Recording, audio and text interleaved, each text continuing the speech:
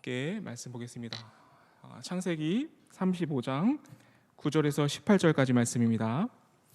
창세기 35장 9절에서 18절까지 말씀을 함께 보겠습니다. 제가 가지고 있는 구약 성경 53페이지에 있습니다.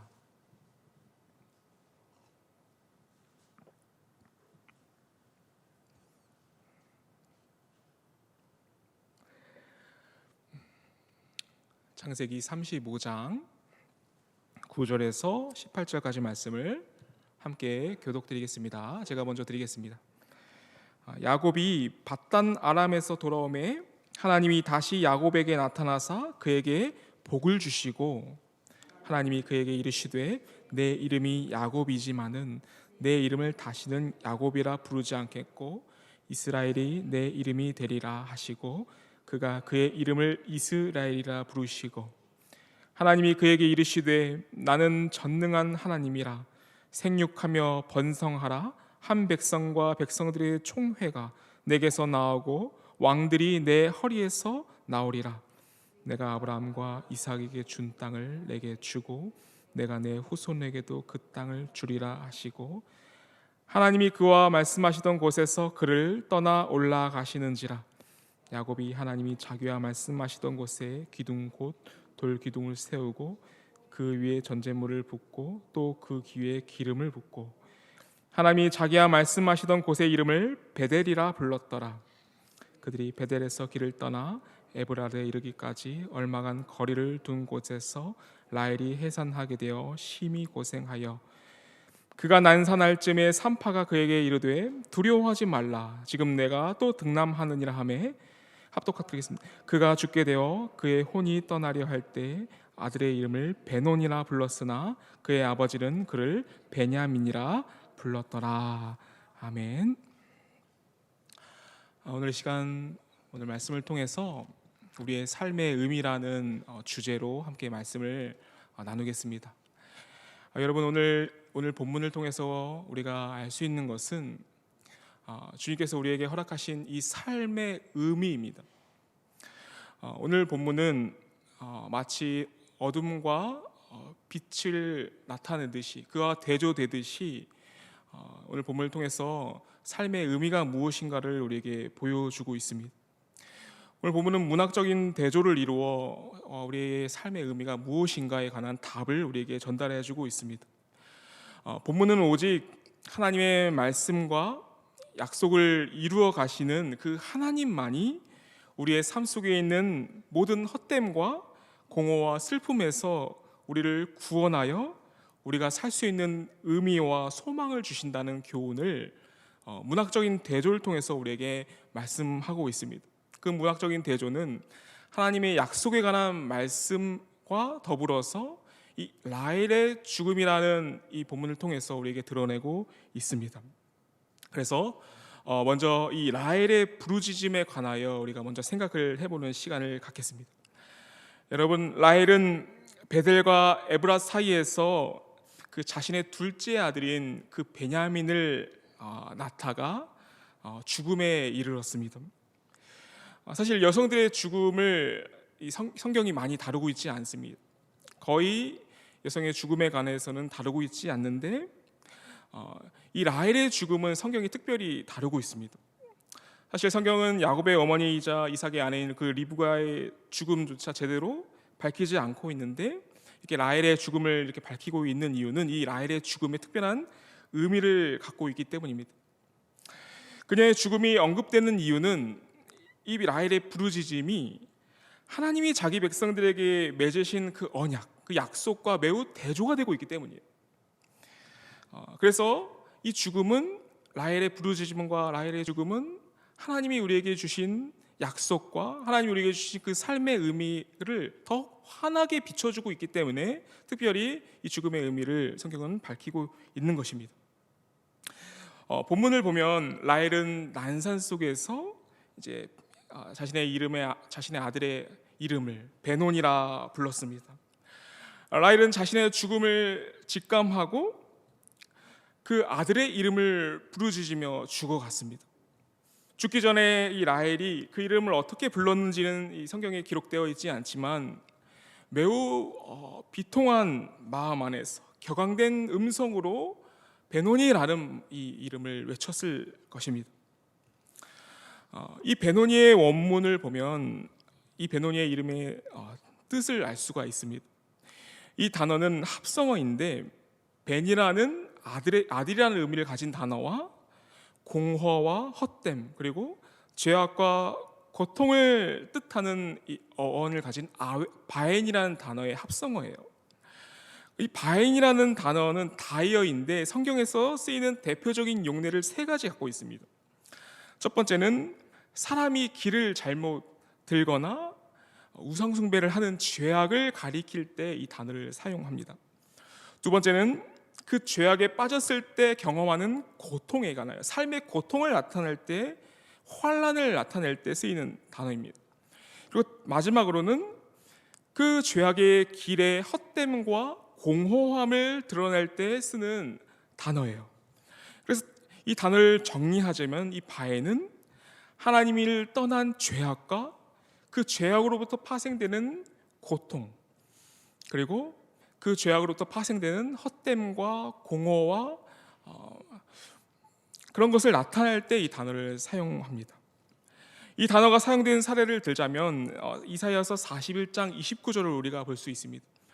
보라, 그들은 다 헛되며 그들의 행사는 허무하여 그들이 부어 만든 우상들은 바람이요 공허한 것뿐이라. 여기서 헛되다라는 이 단어를 바엔이라는 단어를 사용을 하였습니다. 그리고 시편 36편 3절을 보시면 그의 입에서 나오는 말은 죄악과 속임이라 그는 지혜와 선행을 그쳤도다 라고 기록하고 있는데, 여기서 이런 죄악이라는 단어가 바엔이라는 단어를 사용을 하였습니다.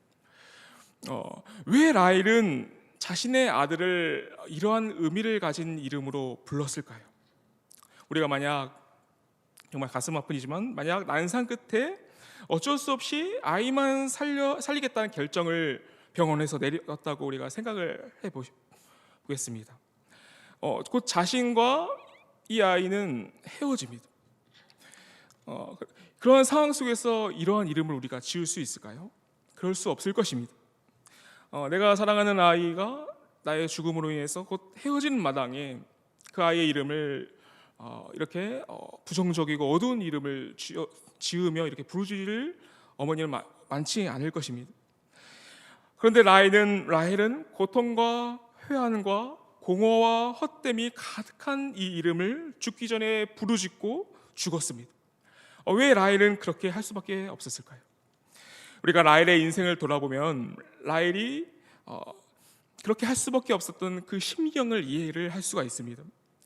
라헬은 평생 그녀의 언니인 레아와 출산을 놓고 경쟁하였습니다.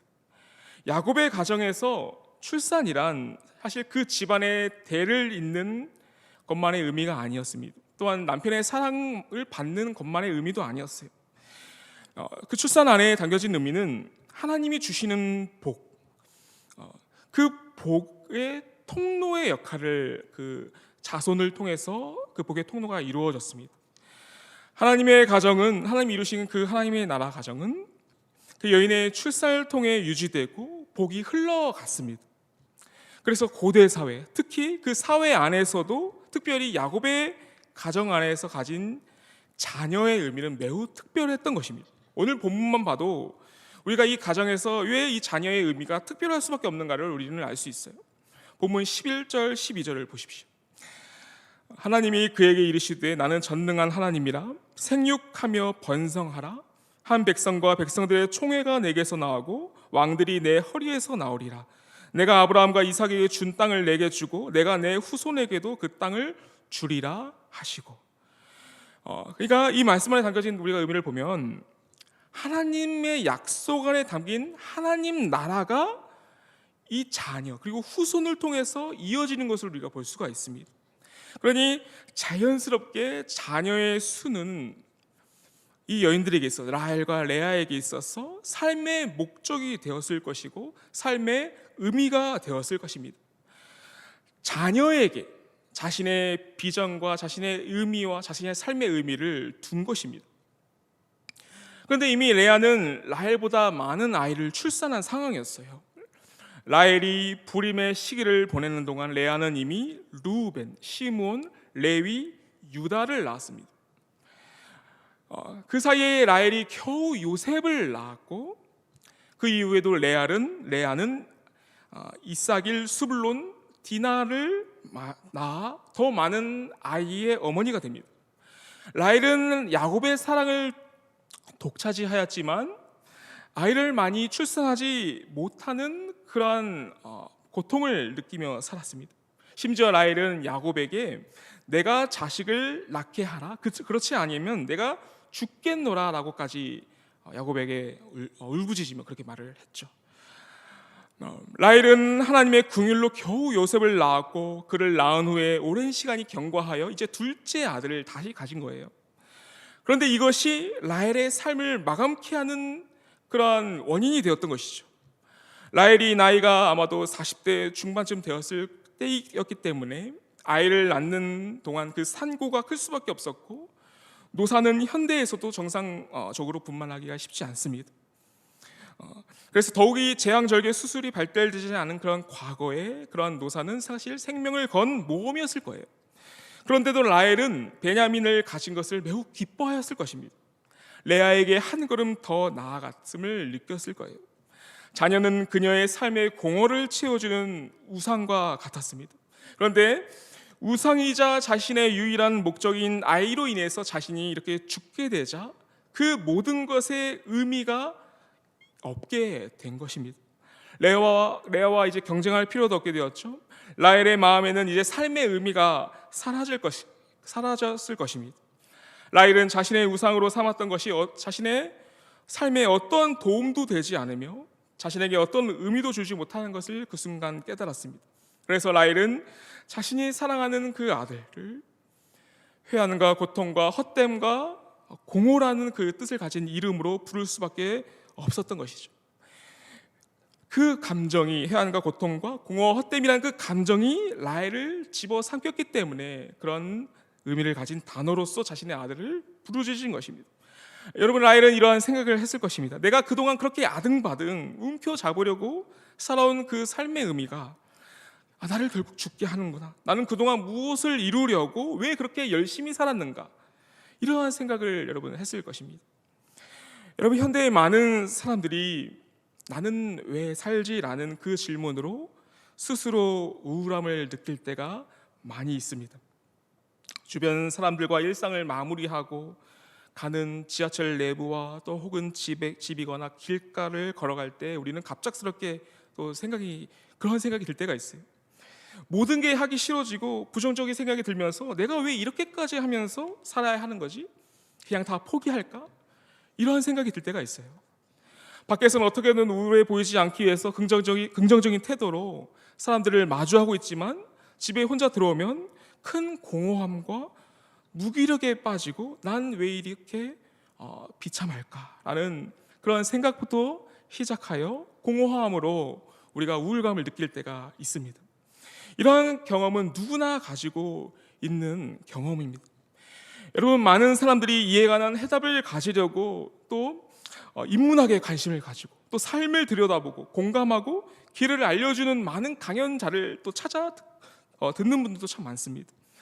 유튜브에 인문학자의 채널에 수백만 명의 사람들이 구독하고 있고 그들의 강연을 여러분 열심히 찾아 듣습니다. 인간의 경험과 사고 안에서 자신의 삶의 의미를 찾는 것이죠. 그런데 이것은 명확한 한계가 있다라고 성경은 여러분 평가합니다.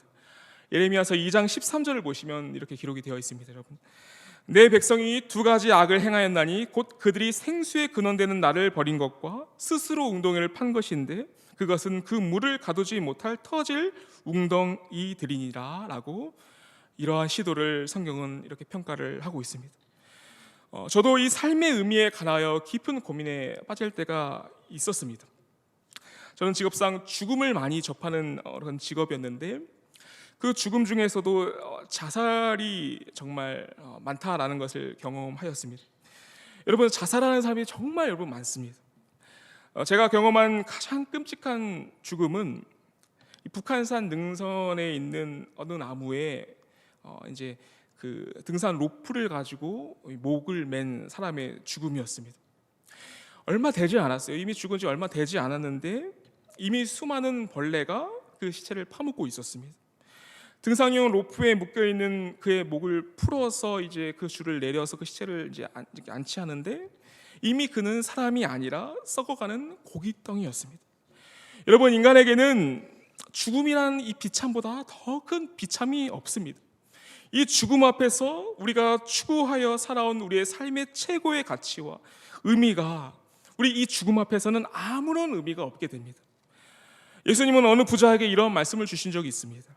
누가복음 12장 19절에서 20절 말씀에 예수님이 이러한 말씀을 하셨어요.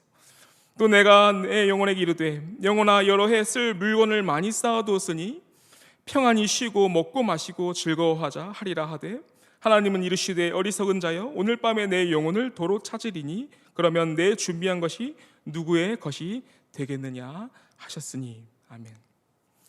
여러분, 한번 생각해 보십시오. 우리가 그토록 열심히 준비하고 이루려 했던 것이 우리의 죽음 앞에서 누구의 것이 되겠습니까?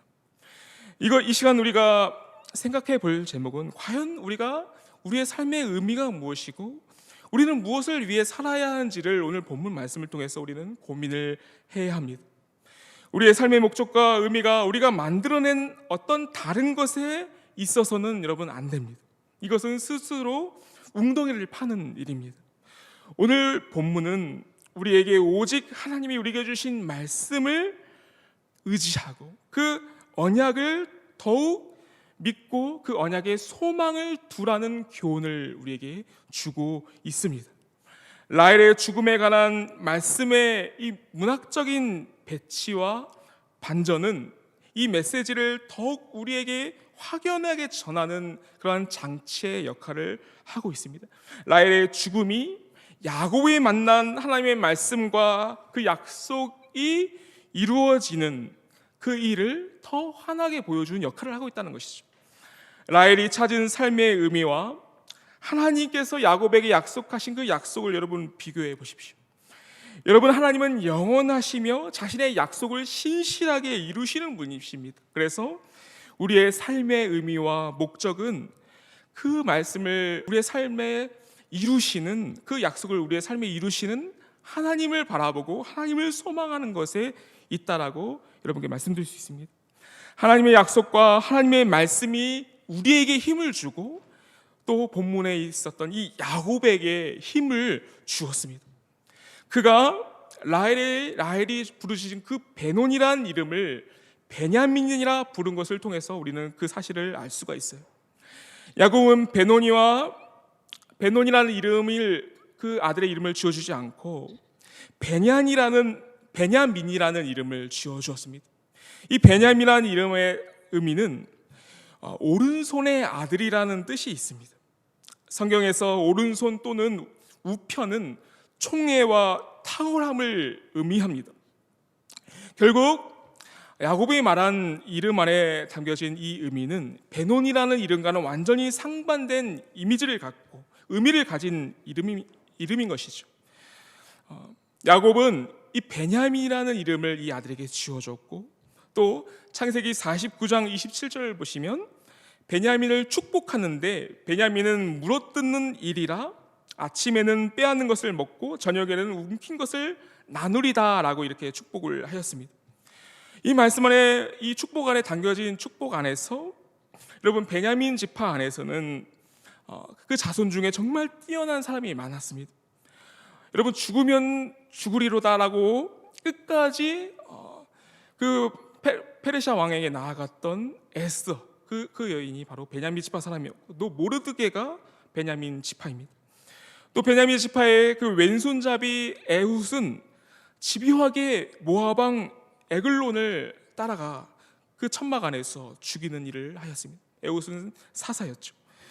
여러분 또 베냐민 지파의 그 사도 바울은 그 집요한 하나님의 교회를 집요하게 추적하고 그들을 죽이려 한 시도를 하였죠. 근데 그가 변화되자 그 사도 바울만큼 그 복음을 열심히 전하는 사람이 없습니다. 그만큼 이 베냐민 지파에 대한 축복은 하나님 나라 안에서 하나님 나라의 역사 안에서 이루어져 왔던 것입니다.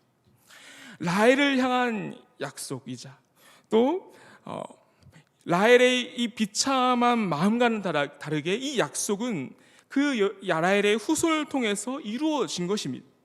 베냐민 지파는 적은 수 안에서 사울 왕을 배출한 지파였고, 하나님께서는 이 베냐민 지파를 사용하셔서 하나님 나라를 이루어 가셨습니다. 즉 하나님께서는 자신이 약속한 그 약속을 성실하게 이루어 나가셨다라는 것입니다. 여러분, 라헬의 죽음을 접한 이 야곱은 여러분 어땠을까요? 야곱은 정말 이 라헬의 죽음을 정말 비통하게 생각을 했을 것입니다. 야곱은 에서를 향하는 그 행렬의 배치에서 라헬과 요셉을 아끼는 마음 안에서 가장 뒤에 두었습니다. 레아와 그 자식들은 앞에 두고 라헬과 요셉은 맨 뒤에 두었어요. 이것은 그만큼 야곱이 라헬과 요셉을 사랑했다라는 것을 보여줍니다. 야곱은 아마도 라헬을 위해 베델로 바로 올라가지 않고 세겜에 머물렀을 것입니다. 라헬은 야곱이 20년을 노동하며 힘들게 얻은 아내였고, 그만큼 그 라헬을 사랑하였고, 야곱의 우상이라 말할 정도로 라헬을 그렇게 극진히 생각을 했을 것입니다. 그런데 그의 우상을 하나님은 그렇게 빼앗아 가셨죠. 그러나 야곱은 하나님을 원망하지 않았습니다. 이것은 그의 삶의 의미와 목적을 하나님의 말씀과 약속에 둔 결과였습니다. 여러분, 오늘 본문의 장소는 베델이에요. 하나님은 에서에게 쫓겨 밧단 아람으로 도망하던 야곱을 이 베델에서 만나셨습니다. 그 베델을 떠난 야곱은 20년간을 외부에서 헤매고 다시 이 베델로 돌아오게 되었습니다. 그 20년간의 삶은 정말 험악한 삶이었어요. 세겜에서 그의 아들이었던 레위와 시므온은 세겜 사람들을 사륙하는 일을 하였고, 그것을 피해서 야곱은 베델로 올라가기를 결정을 하였던 것이죠. 그래서 20년 만에 이 베델로 올라온 것입니다. 그곳에서 야곱은 다시 20년 전에 자신에게 약속하셨던 그 하나님을 만났고, 하나님은 그에게 다시 약속을 주셨습니다. 그 하나님이 다시 하나님께서 자신에게 약속하시고 자신을 붙드시는 은혜를 그곳에서, 그 베델에서 야곱은 경험을 한 것입니다. 그 안에서 야곱은 이 라헬의 죽음에서 자유로울 수 있었고, 하나님의 약속 안에서 이 베노니를 베냐민이라 부를 수 있었던 것입니다. 여러분, 이 야곱의 믿음과 이 야곱이 가진 이 약속을 의지하는 마음을 우리가 우리의 삶에 적용하길 원합니다. 야곱이 가진 그 약속보다 예수님이 우리에게 약속하신 그 약속이 더 위대하고 더 크다는 사실을, 여러분 그것을 사실을 기억하셨으면 좋겠습니다. 예수님께서는 우리에게 약속하시기를 요한복음 11장 26절에서 무릇 살아서 나를 믿는 자는 영원히 죽지 아니하리니 이것을 내가 믿느냐라고 우리에게 말씀하셨습니다. 예수님은 우리에게 영원한 생명을 약속하고 계십니다. 이 영원이라는 생명의 가치가, 영원이라는 이 가치가 오늘 서두에 언급해드린 그 아웬이라는 단어와 양극단에 있습니다. 아웬은 헛되고 헛됨을 드러내고 있는데, 이 예수님께서 말씀하신 영원은 그 아웬이라는 단어의 양극단에 있어서 이 아웬이라는 단어를 배격하고 영원이라는 뜻을 예수님은 드러내고 계십니다. 이 영원한 생명은 단지 목숨만 붙어 있는 것이 아니라 우리의 삶 어느 한 자리에도 죽음과 같은 자리, 또 무의미한 자리, 또 공허한 자리, 텅 빈 자리가 없다라고 예수님은 우리에게 말씀하시는 거예요. 여러분, 우리는 예수님과 연합된 주님의 몸입니다. 이 말씀은 우리의 모든 삶의 자리가 예수님의 자리임을 드러내고 있습니다. 예수님께서 우리 대신 살아계셔서 예수님께서 하시는 일을 우리를 통해서 지금 하고 계시다라는 것입니다. 또한 로마서 8장 28절 보시면 우리가 알거니와 하나님을 사랑하는 자 곧 그의 뜻대로 부르심을 입은 자들에게는 모든 것이 합력하여 선을 이룬다라고 우리에게 말씀을 하셨습니다. 그래서 우리가 보기에 지금 텅 빈 것 같고 정말 우울해 보이는 그 자리가 사실은 우리의 모든 것을 합력하여 선을 이루시는 하나님의 인도하시는 그 자리임을 이 말씀을 통해서 예수님은 우리에게 보여주고 계신 것이죠. 여러분, 이 말씀을 믿고 의지하는 사람은 하나님 안에서 영원히 살 것이다 라고 예수님은 우리에게 말씀하셨습니다. 예수님은 죽음과 무의미가 가득 찬 이 세상 속에서 영원한 생명과 삶의 의미를 우리에게 말씀하셨어요. 그리고 자신의 생명을 우리에게 내주심으로 우리가 그 생명을 대신 살게 하셔서 이 말씀을 지금도 우리의 삶 속에서 이루고 계십니다. 여러분, 야곱이 경험한 베노니를 베다니로 부른 그 반전의 역사보다 더 큰 반전의 역사가 예수님 안에 있었습니다. 예수님은 가장 극악한 마음으로 저질러진 그 십자가 위에서 우리를 위해서 승리를 이루셨습니다. 예수님은 그 십자가 안에서 모든 신자의 죄악의 대가를 치르셨고 사탄의 머리를 부수셨고 신자들 대적하는 모든 율법의 조문들의 그 저주들을 없애셨고 부활로서 죽음을 이기셨습니다.